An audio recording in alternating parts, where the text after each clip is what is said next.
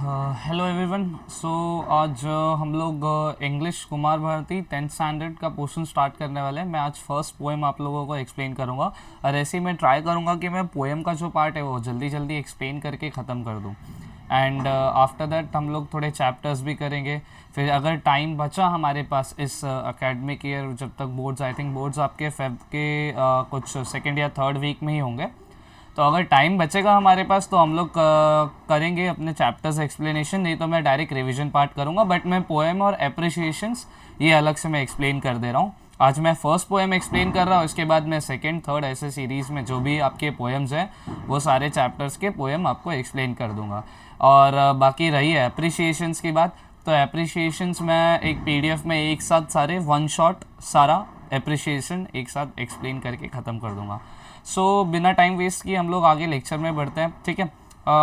इधर देखिए, हम लोग कुमार भारती 10th स्टैंडर्ड का पोर्शन कवर करने वाले। ओके, आई थिंक आपको विजिबल होगा, मैं बाद में देखता हूँ इसमें। फंडामेंटल ड्यूटीज़ हम लोगों को पता रहनी चाहिए। नेशनल एंथम जैसा आज एक्चुअली जो हमारे ऑथर है वो भी उनका भी बहुत बड़ा योगदान है नेशनल एंथम के लेकर। नेशनल एंथम उन्होंने ही लिखा था, ठीक है। जैसा हम लोग देख पा रहे हैं इधर, जस्ट अ सेकेंड। ओके, हाँ, इधर हम लोगों को दिख रहा है where the mind is without fear. Okay, where the mind is without fear आज हम लोग यही पढ़ने वाले, और फिर इसके बाद मैं जैसे ही लेक्चर्स अपने होते रहेंगे मैं आगे आप लोगों को और भी सारे पोर्शंस कवर कराता रहूँगा। लेकिन फ़िलहाल आज हम लोग ये वाला पार्ट देख लेते हैं आज, फिर आगे हम लोग बढ़ेंगे। Okay, so let's move further. Okay, हमारे पोएम का भी कुछ ऐसा है अप्रिशिएशन 5 मार्क्स का आपको स्टैंजास दिए रहेंगे पोएम के, आपको वो सॉल्व करने, जिसमें से एक आपको तो समथिंग इसमें मैं लिख नहीं सकता। ओके, मैं इसी पेज पे लिख सकता हूँ। मैं ट्राई करता हूँ मैं इसे जूम कर पाऊँ। ओके, जूम हो गया, ठीक है, ठीक है। Where the mind is without fear, ठीक है। आज हम लोग का यही हम लोग एक्सप्लेनेशन करेंगे। ये ज़रा मैं आपको कुछ बताना चाहता हूँ, मैं आपको बता दे रहा हूँ। ओके, ठीक है। पोएम जो है हमारे कुछ पोएम्स रहेंगे, जैसे मैंने आपको बताया। Just a second. Okay, marker. Okay, तो हमारा देखो पोएम कुछ रहेगा आपको 5 मार्क्स का, ठीक है। 5 मार्क्स का पोएम रहेगा, 5 मार्क्स का एप्रिशिएशन रहेगा। अब ये जो 5 मार्क्स का जो पोएम है, इसमें से ना आपको फिगर ऑफ स्पीच आएगा, ठीक है। FOS आएगा, कुछ 1 मार्क्स का आएगा, एंड पर्सनल रिस्पॉन्स भी आएगा। और बाकी कुछ 1-2 क्वेश्चन आ जाएंगे, 2-2 क्वेश्चन, एक मार्क्स के, ऐसा कुछ छोटा छोटा क्वेश्चन आके आपको ये ख़त्म हो जाएगा। तो हम लोग का बस कंसेप्ट ये है, इसमें अपना मोटिव क्या है, सॉरी कंसेप्ट नहीं, मोटिव ये है कि हम लोग कैसे फटाफट ये पोएम समझ ले, ताकि हम लोग को उस टाइम पे क्वेश्चन आंसर्स ढूंढने की बजाय हम लोग को याद रहे, ठीक है। मतलब ढूंढने में अपने को मेहनत ना करना पड़े, ये आप याद रखना। ओके, सो मैं एक्सप्लेनेशन इसी के साथ स्टार्ट करता हूँ। Just a second. ओके, हमारे पास यही इतना ही चीज़ है, मुझे लगा ज़्यादा है, कोई बात नहीं। कौन सा कलर चूज़ करूँ, मुझे ये सब नहीं आता, बहुत कलर्स को लेकर बहुत बेकार हूँ। ओके, ये कर देते हैं BTS वाला कलर, ठीक है। बाय द वे बहुत सारे लोग अपोज हो जाते हैं जब हम लोग BTS को थोड़ा स्लैंग में यूज़ करते हैं। स्लैंग का मतलब क्या है पता है, मजाकिया तौर पे। कोई बात नहीं, मुझ पे तो BTS आर्मी अटैक नहीं करेगी, क्योंकि मुझे मेरा एड्रेस तो आप लोगों को पता नहीं है, ठीक है। आगे बढ़ते हैं। Where the mind without the fear, ठीक है, मतलब जहाँ अपना मन, ठीक है, बिना किसी डर के, जहाँ हमारा मन, जहाँ हमारा व्यक्तित्व, पर्सनालिटी, जहाँ हमको टोटल फ्रीडम हो, हम बिना किसी डर के रहे, ठीक है। ये पोएम लिखा था रविंद्रनाथ टैगोर जी ने, जिन्होंने नेशनल एंथम भी लिखा है, ठीक है। जन गण मन नेशनल एंथम लिखा है। अपना नेशनल सॉन्ग वंदे मातरम है, जो वंदे मातरम पहले freedom fighters as a national anthem उन्हें गाया करते थे, वो आज हमारा नेशनल सॉन्ग है। And national anthem obviously Rabindranath Tagore ji के द्वारा जो लिखा गया है, जन गण मन, वो है। ये रॉबर्ट जॉर्ज समथिंग उनका कुछ नाम था, मैं शायद भूल रहा हूँ कि करेक्ट बोल रहा हूँ, उनके वेलकम में बनाया गया था, ठीक है, ये सॉन्ग। लेकिन लेटर ऑन कुछ वंदे मातरम को ही हम लोग नेशनल एंथम मानने वाले थे, बट वंदे मातरम को लेकर एक पर्टिकुलर कम्युनिटी को शायद कुछ उनके अपोजिशंस थे, उन्हें ये चीज़ अच्छी नहीं लगी कि उनके धर्म को इंक्लूड नहीं किया रहा है, ऐसा कुछ सिस्टम था। और उस टाइम पे जो पॉलिटिकल लीडर्स थे उनके कुछ ऐसे सोचने का तरीका था, तो उन्होंने बोला कि वंदे मातरम जो फ्रीडम फाइटर्स ने फ्रीडम मूवमेंट के टाइम पे गाया, वो हमारे म्यूज़िक सिस्टम के हिसाब से मे बी शायद फिट ना बैठे, मे बी हम लोग परफॉर्म ना कर पाए।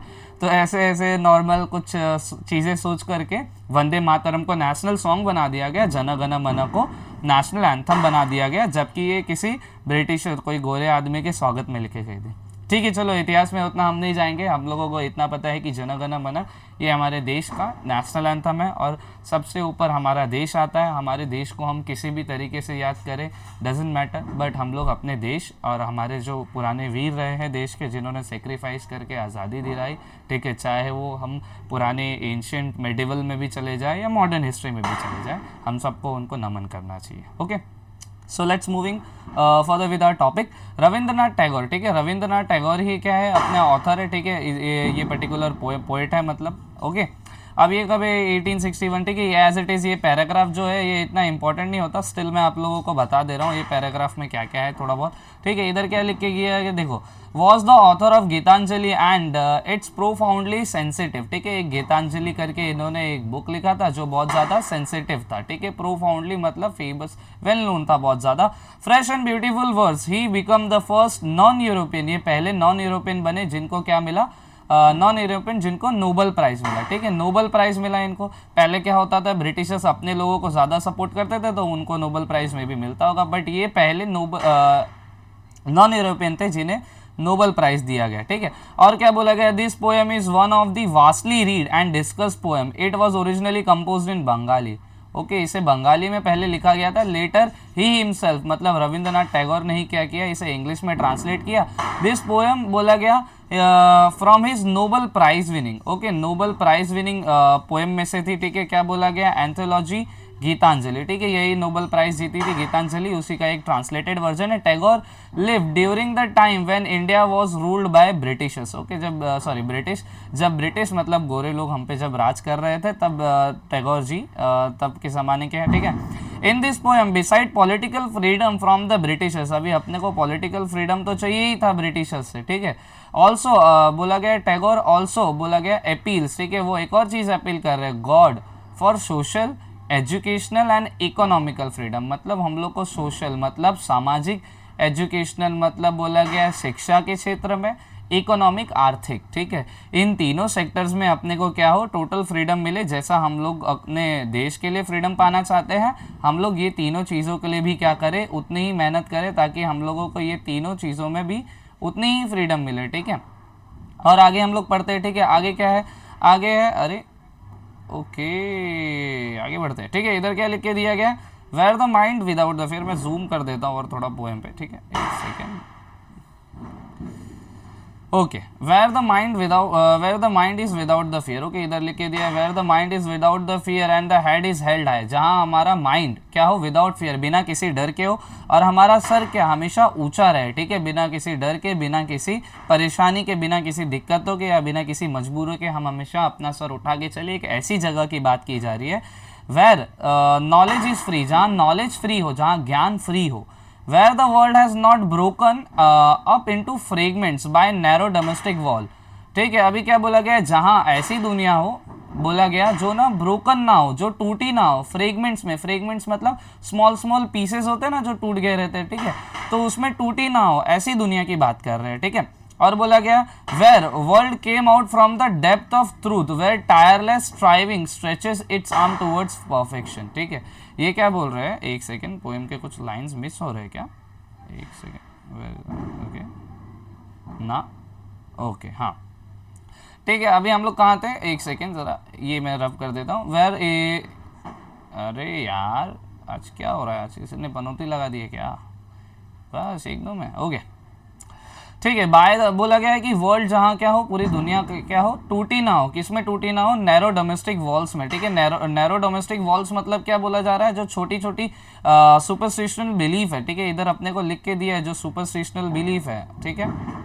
देखो इधर नैरो डोमेस्टिक वॉल्स का मतलब लिख के दिया है, division on the basis of बोला गया religion, caste, class, colour, societies between country of the world, बोला गया कि हम लोग ना एक ऐसे दुनिया में रहे जहाँ क्या हो, नॉलेज फ्री हो, ठीक है, जहाँ वर्ल्ड क्या हो, वर्ल्ड ना ब्रोकन ना हो, टूटा ना हो, किसमें ना टूटा हो, छोटे फ्रेगमेंट्स में, अपॉन द फ्रेगमेंट्स, फ्रेगमेंट्स मैंने बोला छोटे छोटे टुकड़ों में बटा ना हो अपना दुनिया, और किससे बटाना हो, by narrow domestic walls. Narrow domestic walls मतलब कौन से, बोला गया नैरो डोमेस्टिक वॉल से एक रिलीजन के बेसिस पे हम लोग डिस्क्रिमिनेशन जहां ना करें, क्लास के बेसिस पे अपर क्लास लोअर क्लास ना करें, कास्ट के बेसिस पे ना करें, कलर के बेसिस पे ना करें, ठीक है, in the society between country of the world. और ये बोल रहे हैं कि ऐसे डोमेस्टिक वॉल्स नहीं रहने चाहिए। Where the world come out from the depth, ठीक है, जहां बोला गया डेप्थ ऑफ ट्रूथ, जहां ना बोला गया वर्ड्स, जहां एक पर्टिकुलर ऐसा वर्ड होना चाहिए जहां वर्ड्स ना ट्रूथ हो, जहां हमेशा सच बोला जाए, जहां बिना किसी झूठ का सपोर्ट लिए सही चीजें दुनिया को बताई जाए, जहां टोटल ट्रांसपेरेंसी हो, सेक्रेसी का जरा भी नामो निशान ना हो। जैसे आजकल के पॉलिटिशियन और आजकल के लोग अपना प्रोपेगेंडा फैलाने के लिए बहुत सारे झूठ को सच के साथ मिक्स करके बोल देते हैं या आधा सच बोल देते हैं।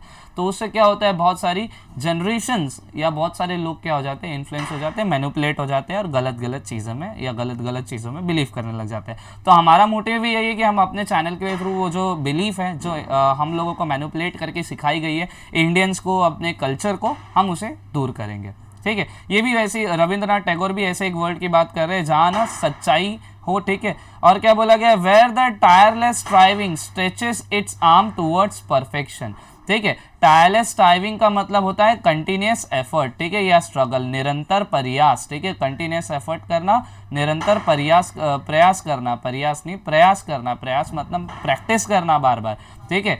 ऐसा एक वर्ड जहां क्या हो, बार बार प्रैक्टिस की जाए। स्ट्रेचेस इट्स आर्म मतलब एम करे, अचीव अ गोल, मतलब ऐसा वर्ल्ड जहां क्या हो, एक सेकेंड मैं आपको इधर बता दे रहा हूं, where the tireless striving stretches its arm towards perfection, ठीक है, जहां टायरलेस स्ट्राइविंग, जहां कंटिन्यू क्या हो, हार्डवर्क हो, जहां कंटिन्यू प्रैक्टिस हो, ठीक है, और वो क्या करे, स्ट्रेचेस इट्स आर्म, अपने हाथ फैलाए, ठीक है, कहाँ फैलाए, परफेक्शन की तरफ, एक स्किल को क्या करे, परफेक्ट करे, एक्सपर्टीज हासिल करे, ठीक है।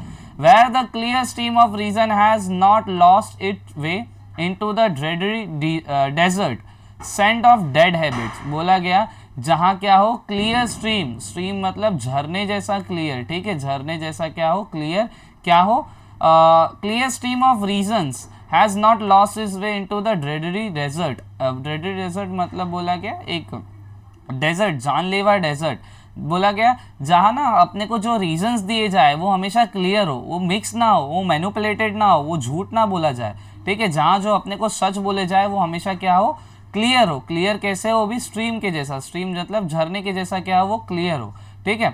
और क्या लिख के दिया हम लोगों को इधर, क्लियर स्ट्रीम ऑफ रीजन, जहाँ के रीजंस हम लोग, जब हम लोग कोई भी सवाल करें, गवर्नमेंट हो या कोई भी हो, प्रैक्टिस हम लोग कुछ भी करें, अगर हम लोग उस चीज़ पे सवाल उठाए तो अपने को क्लियर रीजंस मिले उसके। Has not lost its way into the dreaded desert sand of dead habits, ठीक है, मतलब उसके रीजंस अपने को घुमा फिरा के ना मिले, डेड ऐसा ना मिले कि हम लोग कोई पर्टिकुलर हमारा कुछ बुरा हो जाए, ताकि हम लोग मतलब फॉर एग्जांपल इधर दिया है, clear stream of reason has not lost its way into the dreaded desert, मतलब जो क्लियर रीज़न है ऐसा ना हो, क्लियर रीज़न को हम देने के बजाय क्या करें, हम लोग उसे मैनिपुलेट कर दे और हम लोग डेडली डेजर्ट, ठीक है, डेडली डेजर्ट मीन्स बोला गया डेडली डेजर्ट की तरफ ले जाए, जहाँ क्या है, सिर्फ डेड हैबिट्स है। डेड हैबिट्स मतलब ओल्ड ट्रेडिशन, रिचुअल्स, ठीक है, and customs that are harmful, ठीक है। जैसे फॉर एग्जाम्पल कि इसमें मैं आपको क्या एग्जाम्पल दे सकता हूँ, जैसे पुरानी सती प्रथा थी, ठीक है। अब हम लोग पूछते थे सती प्रथा क्यों की जाती है, तो सती प्रथा को मैं आपको एक एग्जांपल देता हूँ। सती प्रथा को क्यों किया जाता था, एक बिलीफ था कि सती प्रथा इन केस आपका हस्बैंड, फॉर एग्जांपल किसी का हस्बैंड अगर डेथ हो जाता है तो उसे भी उसके हस्बैंड के चिता में जला दिया जाता था, ठीक है। तो अभी जब इसका रीजन पूछा गया, ठीक है, रीजन हैज बोला गया where the clear stream of reason had not lost it way into the dreaded desert, तो इसका रीजन पूछा गया सती प्रथा क्यों होती है, तो हम लोग ने क्या बोल दिया गया, लोगों को क्या बोल दिया गया कि नहीं भाई हिंदू लोग है, हिंदू लोग के कल्चर में ऐसा होता है, बट ये एक्चुअल रीजन नहीं था, ये क्लियर स्ट्रीम ऑफ रीजन नहीं था, ये कंटामिनेटेड रीजन था। इधर क्या दिया है, इनटू द डेडेड desert sand of dead habits, ठीक है, डेड हैबिट्स हम लोग ने उसे क्या कर दिया कि भाई हिंदू लोग का है, पति मर गया तो बीबी का क्या काम, इसलिए हम लोग ने क्या किया, उसे झूठ बोल कर, ये सच नहीं था, ये झूठ था, इसलिए मैंने इसे बोला डेडेड desert sand of dead habits, और हम लोग ने इसे क्या बना दिया, एक डेड हैबिट बना दिया, एक क्या बना दिया हम लोग ने, इसे ट्रेडिशन बना दिया, एक कस्टम बना दिया जो हार्मफुल था। एक्चुअली में सती प्रथा क्यों की जाती थी, मैं आपको बताता हूँ। सती प्रथा इसलिए की जाती थी और की नहीं जाती थी, ये मतलब एक ट्रेडिशन बन गया, वो भी ये हिंदुओं का नहीं था, इंडियंस का नहीं था, क्या हमने दशरथ के जाने के बाद प्रभु राम की जो माताएं थी, क्या उन्हें हम लोगों ने देखा उन्होंने सती किया था? नहीं किया था। क्या हमने महाभारत में माता कुंती जो 5 पांडवों की मदर थी, क्या हमने उनको देखा था उन्होंने सती किया था? नहीं, उन्होंने भी नहीं किया था। ये सब क्या हुआ, हमारे देश पे मुगल्स, अफगान्स, अब्दालीस, ये सब लोगों ने आक्रमण किया, और ये लोग क्या करते थे, हमारे देश की औरतों को, जब हमारा देश जीत लेते थे, वहाँ का राजा मर जाता था, तो वहाँ की देश की औरतों, राजकुमारियों के साथ गलत सलूक करते थे। वो मैं बता भी नहीं सकता आपको, ऐसी ऐसी चीज़ें करते थे। तो इसलिए उस टाइम की महिलाओं ने सोचा, इससे अच्छा हम क्या करें, आत्मदाह कर ले, खुद को सेक्रीफाइस कर ले, तो ये लोग हमारे बॉडी तक पहुँच ही नहीं पाएंगे। ठीक है। और फिर इसलिए हम लोग देखते हैं पद्मावत जैसी मूवी देखते हैं कि इतना बड़ा जौहर हुआ, 18,000 महिलाएं। वो जौहर 18,000 का तो हमारे सामने था, ऐसे बहुत सारे जौहर हुए जो हमारे सामने नहीं है। ये सब इसलिए किया जाता था ताकि जो देश के आतताई, देश में घुसे हुए आतताई लोग हैं, जो लुटेरे थे, जो आए थे पहले, ठीक है, वो हमारी बहन बेटियों के साथ गलत सलूक ना करें। इसलिए बहन बेटियां सामने से आके अपनी बॉडी को आग में झोंक देती थी, चाहे वो प्रेग्नेंट हो, बूढ़ी हो, बच्ची हो, जवान, सबके साथ ये हुआ होता था। और फिर उसके बाद ये कस्टम आगे चला गया। ब्रिटिशर्स का काम था इन्फ्लुएंस करना, और हमारे ही कल्चर में कुछ ज़्यादा विद्वान लोग हैं जिनकी बुद्धि घुटने में, उन्होंने बता दिया कि ये हिंदुओं का भाई प्रथा है, ये लोग तो पति मरने पे बीबी को भी जला देते। तो ऐसी कोई बात नहीं थी, ना ऐसी चीज़ें हुई है, ना ऐसी चीज़ें हमारे ग्रंथों में लिखी गई है।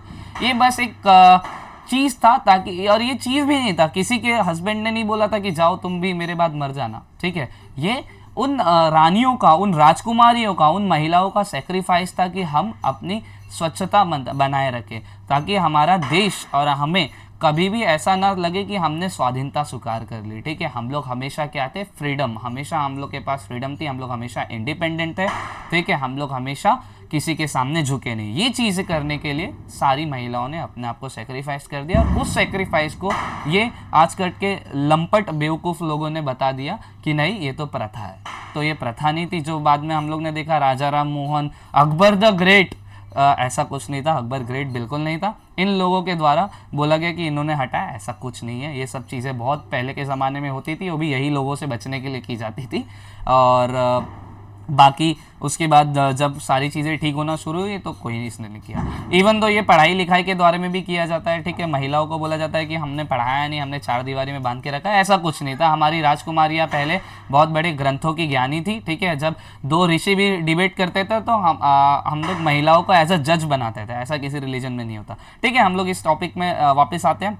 इधर हम लोग ने बोला जहाँ क्लियर स्ट्रीम दिया जाए, जब मैं कुछ भी सवाल करूँ तो आपको उसका क्लियर रीजन पता रहना चाहिए। अगर क्लियर रीजन आपको पता ना हो, अगर मुझे आपको मैनिपुलेट करना है, तो मैं क्या कर दूंगा, आपको लॉस्ट कर दूंगा। कहाँ, dreary desert of sand of dead habits, और बोल दूंगा भाई ये ऐसी चीज़ है जो आगे जाके फिर गलत बन जाएगी। और क्या बोला गया, where the mind is led forward by you.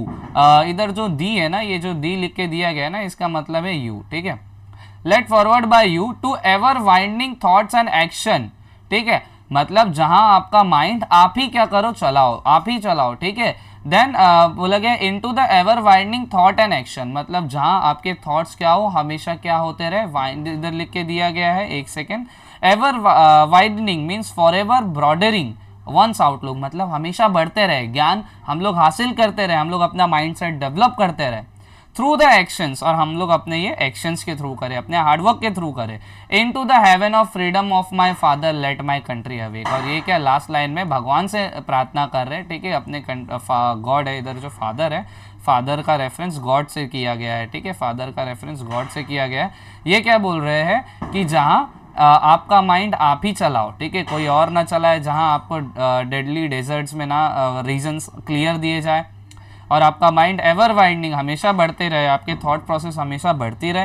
And actions into the heaven of freedom, और आप ऐसे heaven of freedom, condition of total freedom of good thoughts, जहाँ अच्छे थॉट्स हो, गुड वर्ड्स अच्छे वर्ड्स हो, गुड डीड्स अच्छे कर्म हो, while respecting those of others, हम लोग हमेशा दूसरे की रिस्पेक्ट करते हुए अच्छे काम करें। ऐसे एक फ्रीडम में, ऐसे एक जगह में, माई father let my country awake, ऐसे फ्रीडम में मेरी, ऐसे फ्रीडम मेरी कंट्री में आप लाओ।